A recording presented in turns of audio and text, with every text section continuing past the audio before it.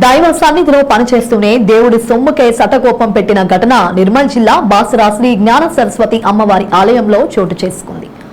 ఆలయంలో పనిచేస్తున్న కొందరు అధికారులు భక్తులకు విక్రయించే లడ్డు పులిహోరలో అవకతవకలు జరిగినట్లుగా గుర్తించిన కొందరు ఈ విషయాన్ని ఆలయ ఈవో దృష్టికి తీసుకువెళ్లారు. దాంతో అవినీతి గుట్టురట్టయింది. పులిహోర బండిలో 690 ప్యాకెట్లు ఉండగా రిజిస్టర్ బుక్ లో మాత్రం 350 ఎంట్రీ చేసినట్లున్నాయి.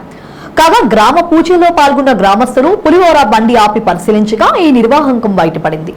దాంతో ఆలయ ఈవో విజయ రామారావు దృష్టికి గ్రామస్తులు ఈ విషయాన్ని తీసుకెళ్లగా ఆలయ ఈవో విజయ రామారావు ఆధ్వర్యంలో టికెట్ కౌంటర్ ను పరిశీలించగా టికెట్ కౌంటర్ లో చింపని టికెట్లు లభించాయి. లడ్డూ స్టోర్ ఇన్ఛార్జ్ అధికారులకు తెలియకుండా చేతివాటం చూపించారు. కింది స్థాయి సిబ్బంది పులిహోర ఇన్ఛార్జ్ అధికారులపై ఆలయ అధికారులు మండిపడ్డారు. ఈ వ్యవహారంపై దేవాదాయ శాఖ అధికారులు ఆలయ అధికారులు ఎలాంటి చర్యలు తీసుకోనున్నారో వేచి చూడాల్సిందే. ఈరోజు పులిహోర లడ్డూ కౌంటర్ నందు అంటే స్టోర్ నుండి లడ్డూ కౌంటర్కి వచ్చే దారిలో అంటే ఆటోలో తీసుకొస్తామండి డైలీ. ఆ విధంగా తీసుకొచ్చే సందర్భంలో పులిహోరలో ప్యాకెట్స్ ఎక్కువగా ఉన్నాయని పులిహోర ప్యాకెట్స్ ఎక్కువగా ఉన్నాయని నాకు ఇన్ఫర్మేషన్ రాగానే నేను వెళ్ళి ప్రత్యేకంగా వెరిఫై చేశాను.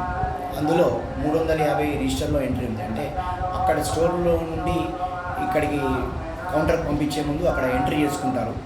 అక్కడ ఇన్ఛార్జ్ సూపరింటెండెంట్ ఉంటాడు, సెక్షన్ క్లర్క్ ఉంటాడు. వాళ్ళు ఎంట్రీ చేసుకొని ఆ రిజిస్టర్ను ఇందులో పంపించడం జరుగుతుంది. అందులో 350గా ఎంట్రీ అయి ఉంది.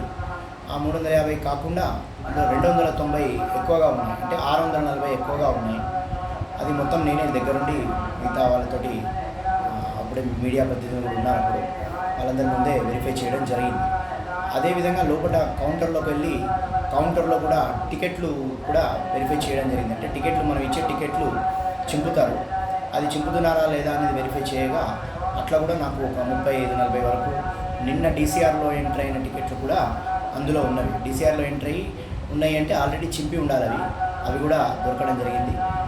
అవన్నీ మొత్తం వెరిఫై చేసి ఈరోజు మధ్యాహ్నం వరకు ఇప్పుడే ఇదంతా జరిగింది. ఇప్పుడే పంచనామా రాశాను. ఈ పంచనామా తర్వాత వాళ్ళను విచారించి 2 ఎంప్లాయీస్ రెగ్యులర్ ఎంప్లాయీస్ ఉన్నారు అందులో. తర్వాత 4 వాగ్దేవి అవుట్సోర్సింగ్ ఎంప్లాయీస్ ఉన్నారు.